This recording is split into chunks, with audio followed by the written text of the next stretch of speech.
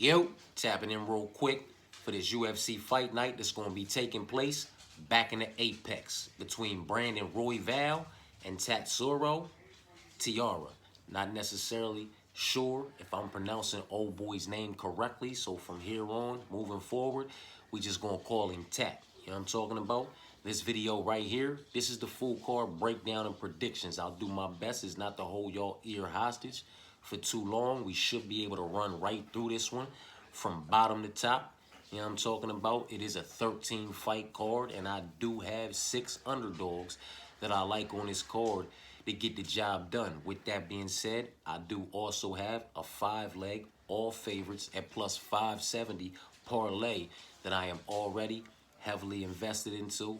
Hopefully, none of the fights get canceled. Everybody shows up, makes weight, shows off and gets the job done to secure this bag. We'll talk about that one in just a few. Let's go ahead and dive into it, man. First fight of the night. Not necessarily sure what the lineup's going to be come fight night, but this is the one that I have in front of me, so this is the one that we are going to rock with. I have Clayton versus Lucas. Clayton's a minus 175 favorite on the money line to Lucas's plus 145 underdog. I'm on the side of Clayton to be the one to get this one done in some way, shape, form, or fashion. Not necessarily sure how Clayton's going to go about securing this victory, but I am on the side of him to be the one to get it done.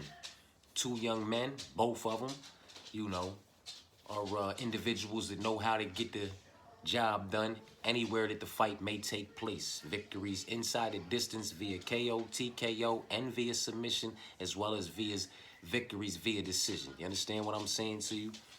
If I'm being honest, these are not individuals whose careers I have followed, but when I've gone back and watched what I have not already seen from these two individuals and what I was able to go see, you understand what I'm saying to you? I do like, me personally, I do like the body of work, the all-around body of work produced by Clayton just a bit better than what I've seen from Lucas. You understand what I'm saying to you? So Clayton is very much so the pick.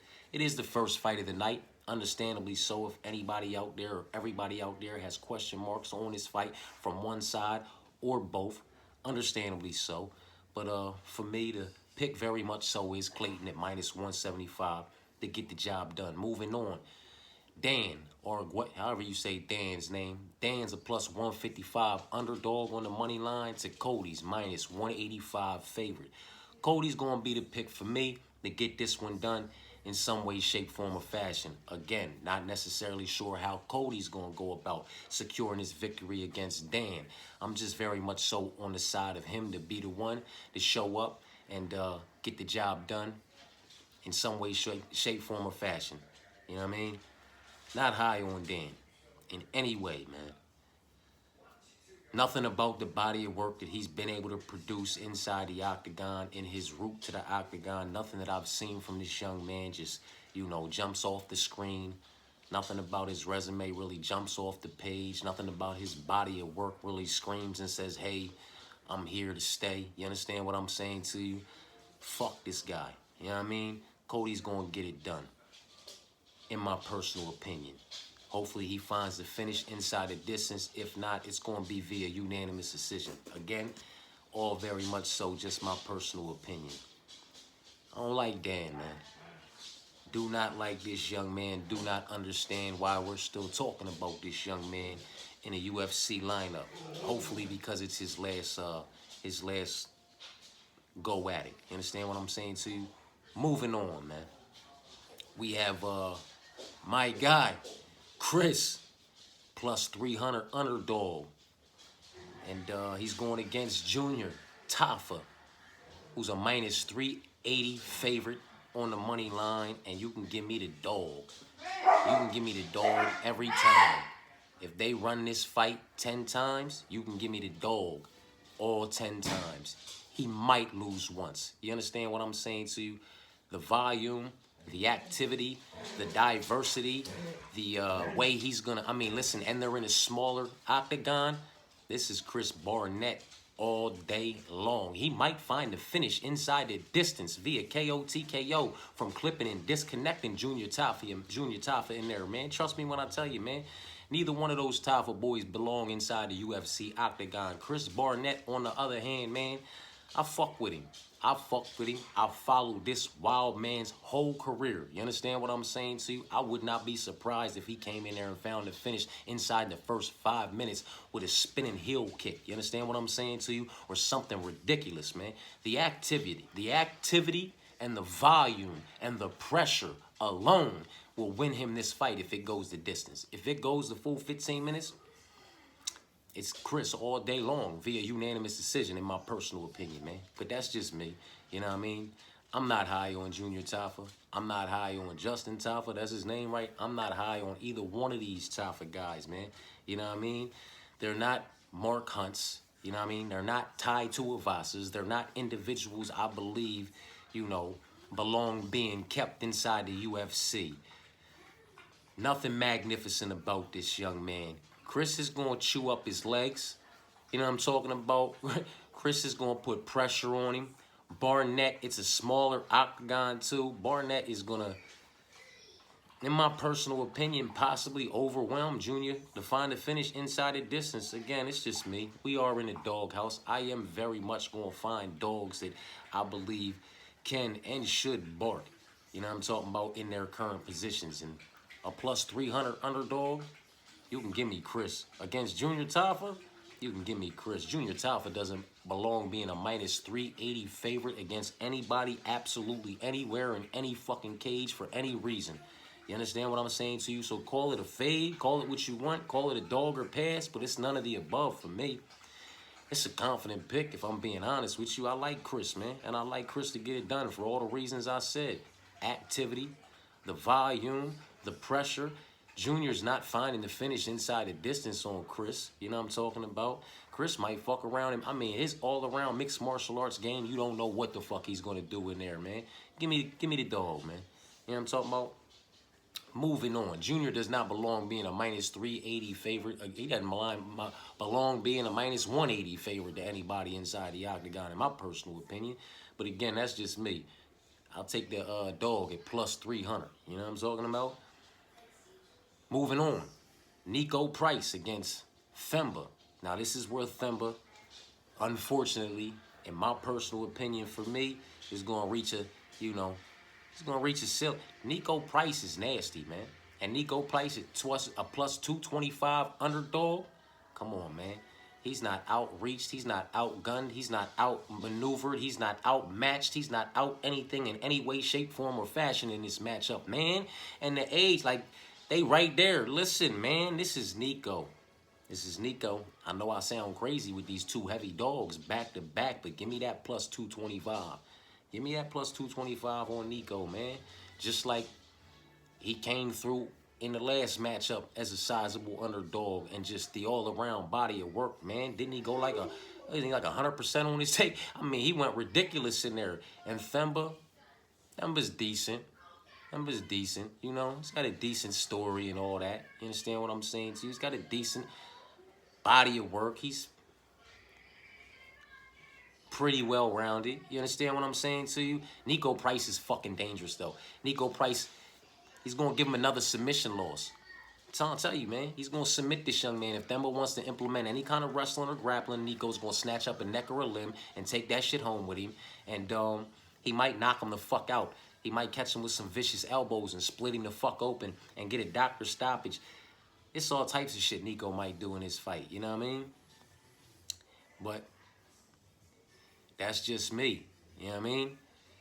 It was all types of shit old Vince could have done in the last fight, too. And look how that played out, huh? Man. Sometimes that's just how the ball bounces and the cookie crumbles, though. It just, you know what I mean? It doesn't change the facts. You know what I'm talking about? And the facts still remain, man. Nico is by far more dangerous, absolutely everywhere, than Themba. You understand what I'm saying to you? And I think he can knock him out. I think he can submit him. And I definitely think he can beat him by unanimous decision. 2 rounds to 1. You understand what I'm saying to you? So Nico Price for me against Themba. That's the pick, man. Give me Nico, man. Moving on. This is it's going to be a good matchup. on paper, I guess. You know what I mean? I don't know, man. Jonathan Pierce might run away with this one. We got Jonathan Pierce at -135 versus Pat Sabatini at +110, man. You know what I mean? And everybody's not Sean Brady.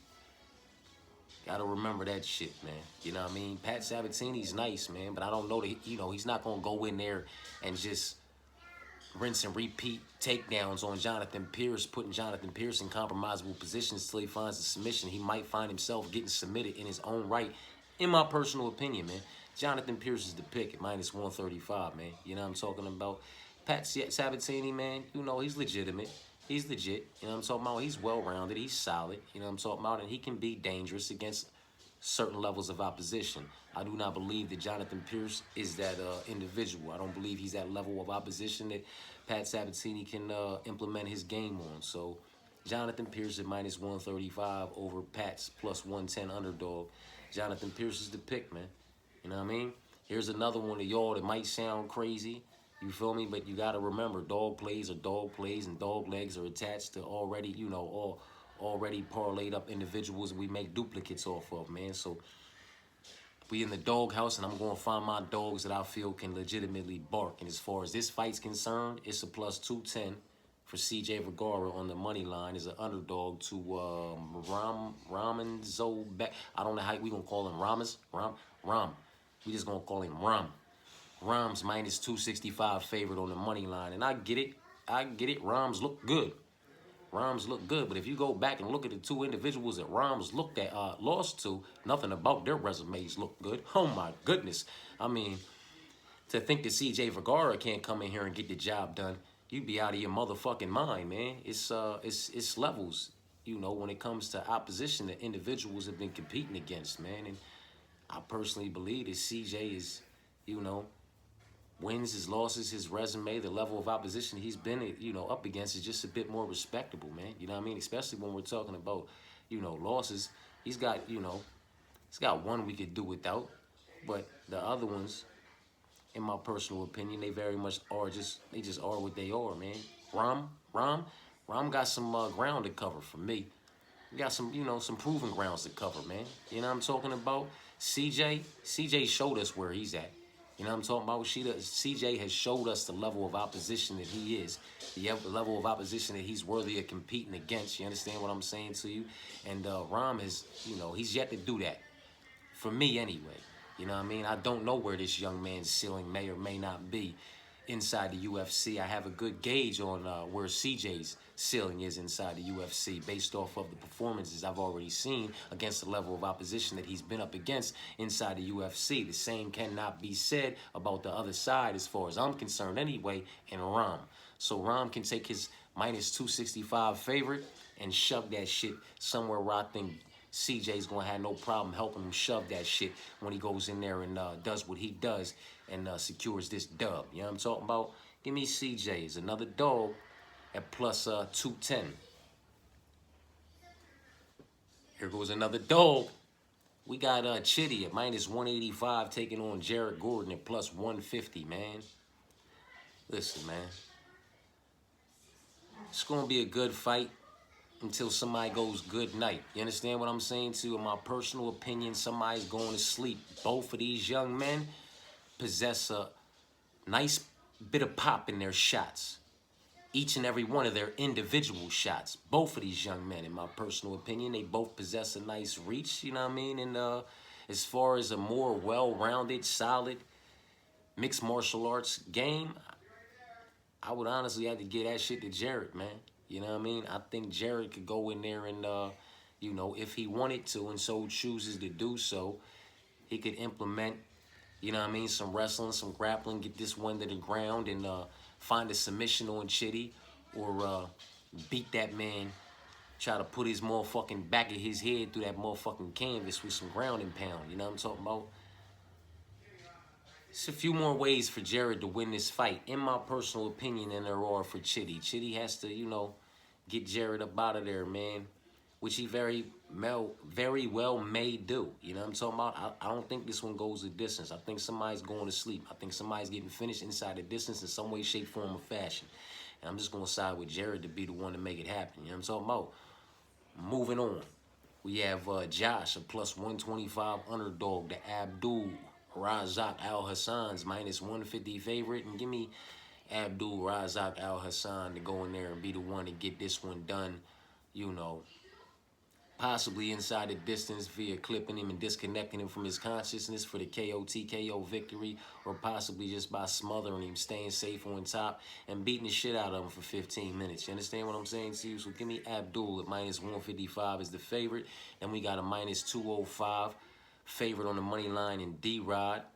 Daniel Rodriguez taking on Alex Morono, plus 170 underdog. You know what I mean? And, you know, me personally, I'm going to side with D-Rod to go in here and get this one done via unanimous decision, 2 rounds to 1. Stay safe. I don't think Alex can really hurt him, and, you know, in the on the feet with the striking. I think D-Rod can stay safe there and possibly hurt Alex on the feet with the striking. I don't think Alex can secure or lock up any takedowns against D-Rod to impose any problems down there as far as a submission threat is concerned. And D-Rod's not going to go for any takedowns to put himself in any submission threats. You understand what I'm saying to you? So give me D-Rod. You know what I mean? To produce the better body of work over the course of 15 minutes on the feet in the striking department, and get Alex up out of there. You know what I'm talking about? So D-Rod is a minus 205 favorite on the money line. We have Corey McKenna as a plus 125 underdog on the money line, taking on Julia. I don't know how to say Julia's name. Minus 150 favorite. And, you know, still some proven grounds for Julia, in my personal opinion. She still has some ground to cover, man. As far as Corey's concerned, Corey has proven what level of opposition she is, whatever level of opposition she belongs competing against, and where her ceiling is inside the UFC. The same cannot be said as of yet, as far as I'm concerned, for Julia. So I will take the slight underdog in Corey McKenna to be the one to get this one done in some way, shape, form, or fashion. You cannot lie that she's been up against a higher level of opposition throughout her career. Just go back and look at her resumes, look at her wins, look at her losses. You know what I mean? Some of those wins are actually impressive for the level of opposition she's competing against, man. You understand what I'm saying to you? So it is what it is, and Corey is a dog, is a pick. Grant at minus 400, biggest favorite on the card against Rafa Garcia, plus 300 underdog. And very much on the side of Grant to be the one to get this one done in some way, shape, form, or fashion, whether that's via unanimous decision, 2 rounds to 1, 3 rounds to none, or finding the finish inside the distance via KO, TKO, or via submission, most likely via KO, TKO, you know. And that's that with that, man. Like, if it's inside the distance, in my personal opinion, in this matchup, it's via KO, TKO. Maybe from a ground and pound type situation.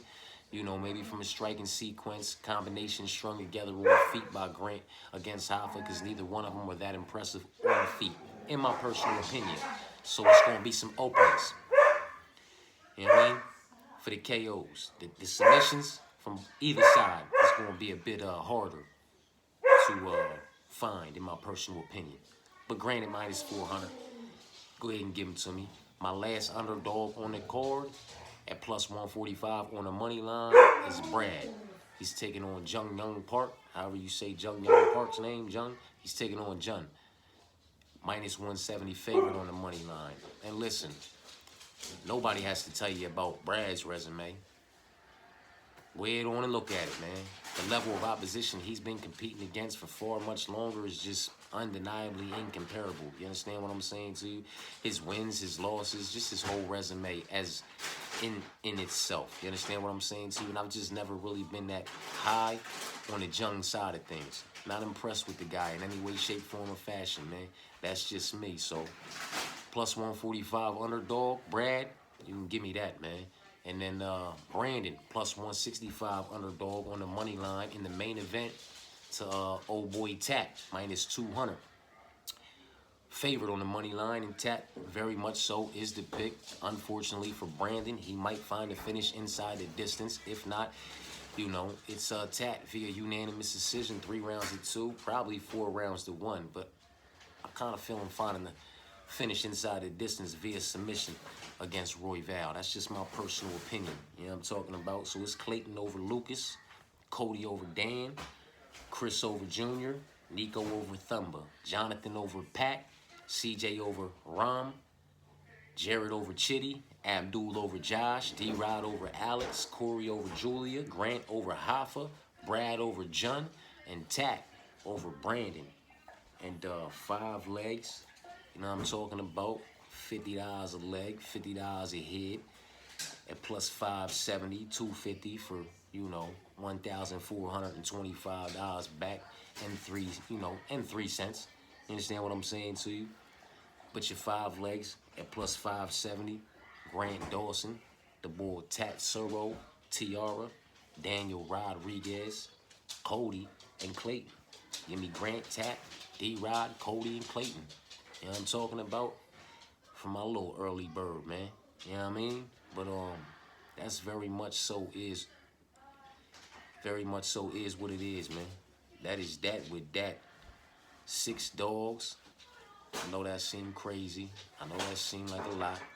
We are in the doghouse, though. I do my absolute best to find the ones that I believe have the best opportunity. You know what I'm talking about? And the capabilities to bark and pop off, man. And in this situation, plus 300 on Chris Barnett against Junior Taffa, you got to give me that, man. You got to give me that, man. Junior has not proven anything to me yet. He has not shown me anything that leads me to believe that he's going to go out there and be able to knock out Chris Barnett, that he's even going to be able to find the fucking chin once of Chris Barnett.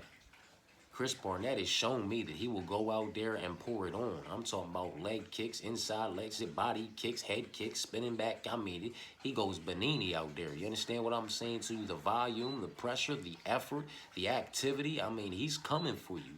And that's undeniable, man. Unless Junior finds the finish inside the distance, which I don't believe he's going to be able to find the chin of Chris to do, he don't win this fight, man. So, it is what it is. That's a dog pick. And Nico Price, come on, man. Themba's not that guy. Themba is not that guy in any way, shape, form, or fashion that's going to come in here and outwork Nico Price. He's not going to outvolume him with strikes. He's not going to outland him with strikes or significant strikes. He's not, I mean, the body of work, the activity, just everything. He's not going to come out. He would have to find a finish. And if anybody finds a finish in this matchup, in my personal opinion, it's Nico Price. So there's the dog on that. And then with CJ being a dog, it is what it is, man. Rom got to prove something to me. Make me a fucking believer, Rom. You understand what I'm saying to you? Make me a believer, man. Everybody is not Shavkat Rachmanov, and everybody is not Hamzat Chimaev. You understand what I'm saying to you? Yeah, everybody is not, you know, Islam. Everybody's not Umar, and everybody's not Khabib. Everybody's not, you know, certain individuals make people believe that everybody coming from over there is somebody, you know, a force to be reckoned with. That's not always necessarily the truth. And Rom just, you know, make me a believer, Rom. I know where CJ's at with it. CJ nice, he well-rounded and he's solid. I know where, I believe, you know, I believe to know where his ceiling in the UFC is. You understand what I'm saying to you? And the level of opposition that he is and belongs competing against. Make me a believer, Rom. But that's very much so why we on CJ and Jared against Chitty. Come on, man. Chitty's nobody magnificent. Chitty has not proven to me to be anybody that, you know, significantly separates himself as far as his body of work produce is concerned from somebody like Jared Gooden. You understand what I'm saying to you? Jared's solid. Jared's well-rounded. Jared's very fucking dangerous in his own right.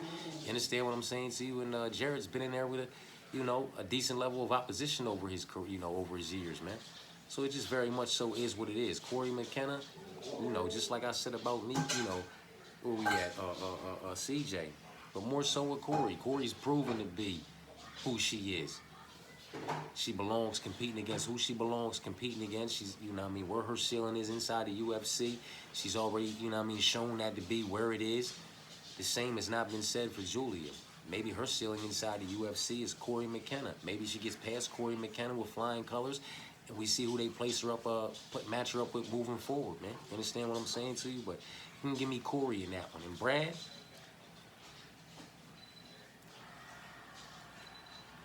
It's gonna be a good one, man. I just like Brad. I like Brad by 4.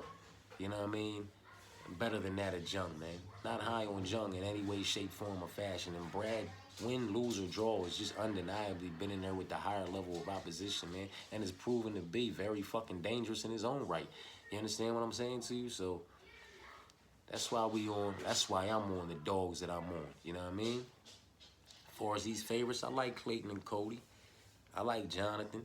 You know what I'm talking about? I like Abdul and D-Rod. I like Grant. And I like Tat. You know what I'm talking about?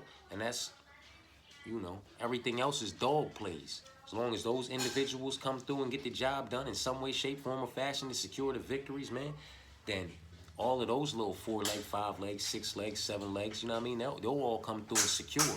Then it's just about what happens with the, 6 leg, 8, 7 leg, 8 leg, 9 leg when we start attaching the, you know what I mean, making duplicate tickets and attaching a dog leg to that motherfucker, you know what I mean? To boost the motherfucking payout through the roof. Then it's about, do they secure the bag or not? You know what I mean? But it is what it is, man. And my 5 legs at plus 570 as of right now are Grant, Tap, D-Rod, Cody, and Clayton, man. You know what I'm talking about? Appreciate y'all for tapping in. We back in the Apex for this one. It's Royval versus Taira. And we got 13 fights on this card. Hopefully nobody backs out. Hopefully everybody makes weight. Hopefully everybody shows up. Hopefully we get a lot of good action, a lot of good fights. And you know what I'm talking about? We have another good night, man. Appreciate y'all. Peace and blessings.